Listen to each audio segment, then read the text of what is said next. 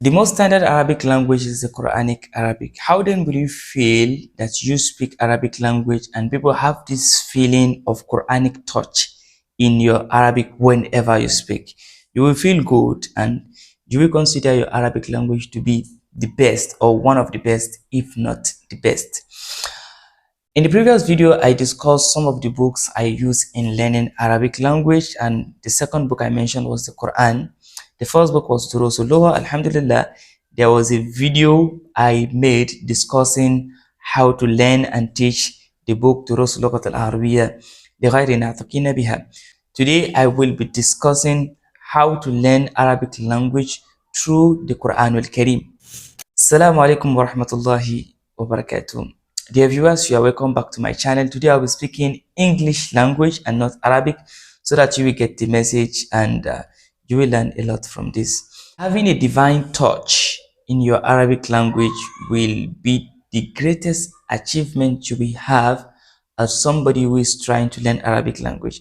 For you to speak Arabic and people having that feeling of your Arabic is similar to the Quran, because the Arabic can never be like the Quran, but that touch of people sense something which is similar to something in the Quran al-Karim is the best you can ever have to your Arabic language, because the Quranic Arabic is the best Arabic so far.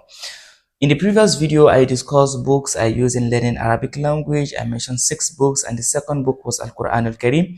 The first book was Durus Lugat al-Arabiya لغير الناطقين بها, which I've made another video. In fact, the video came before the video of the 6 books, where I discuss how to learn the book Durus Lugat al-Arabiya and how to teach the book Durus Lugat al-Arabiya. Today we'll be looking into how to learn Arabic language through the Quran. The Quran al-Karim is the book of Allah that was sent to guide mankind from the darkness of shirk, the darkness of the evil of what we have caused to ourselves, to the light of Islam.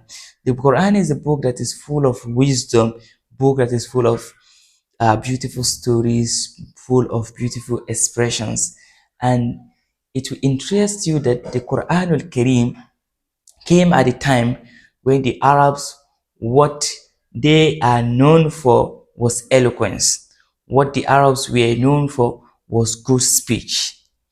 And the Quran al-Karim came as a miracle for the Prophet Muhammad sallallahu alaihi wasallam, that the Arabs were amazed that how could somebody come up with something like this kind of message with this level of eloquence. So some of them accuse the Prophet that, you see, this thing you are saying is from a jinn. You are possessed. Human being cannot come with this. And some other people that Allah subhanahu wa ta'ala guided, looking at the eloquence of the Quran, they know that this is actually from Allah subhanahu wa ta'ala. That's not what we want to discuss. We want to discuss about the Arabic of the Quran al-Karim and how to learn Arabic language using or taking from the light of the Quran, taking from the eloquence of the Quran. The first thing you have to do trying to learn from the Quran is to get used to the Quran. You should always read the Quran. That's the first thing. You are used to the Quran, you always read the Quran, you always reflect over the Quran. Then the second step is to start looking for words in the Quran, vocabulary, speak them, memorize them, study their meaning, and try to use them in your day-to-day conversation while speaking Arabic language. Then the next thing is picking expressions, conversations from the Quran, picking sentences from the Quran, and you try to repeat these sentences, try to use them in your own words or put them in your own way to give your own meaning and communicate with them. Let's give example. Allah subhanahu wa ta'ala in Surah Al-A'raf, while he was talking about Musa, he said, فَلَمَّا سَكَتَ عَنْ مُوسَى الْغَضَبِ. Sakata, we know in Arabic language, means for somebody to keep quiet, or for something to went off, or for something to go low. That's sakata. So you can say sakata al-walad, the boy kept quiet. But Allah says sakata an, that is something to go off somebody. So it says sakata an Musa al-ghadab, that is when the anger of Musa subdued, when the anger went off, when he stopped being angry. So this is what the Quran uses. So you can take this expression, you jot it down, you write it down. You say, okay, sakata an Musa al-ghadab. Musa stopped being angry. You can say sakata anni al-ghadab. I stopped being angry. Sakata an Ibrahim al-ghadab. Sakata an al-ghadab. You try to put it in different ways so that you will get used to it, and tomorrow when you are speaking it will be more easier for you to remember and to say it. There's another example that one of my friend and brother mentioned while he was also talking about the Quranic expression that was in Surah Al-Kahf, that Allah subhanahu wa ta'ala was talking about Musa and the boy that وَارْتَدَّ عَلَىٰ آثَارِهِمَا قَصَصًا. ارتد على آثارهما قصصا, which means they went back على آثارهما, on their steps, their footstep.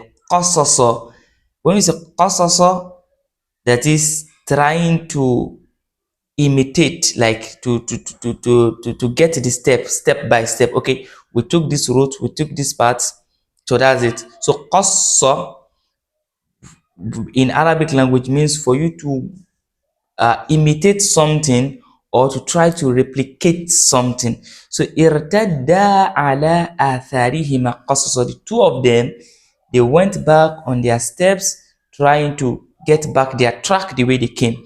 So you will put this down and also try to use it for yourself. So you want to tell somebody, I want to go back on my step, on my track, how I came here.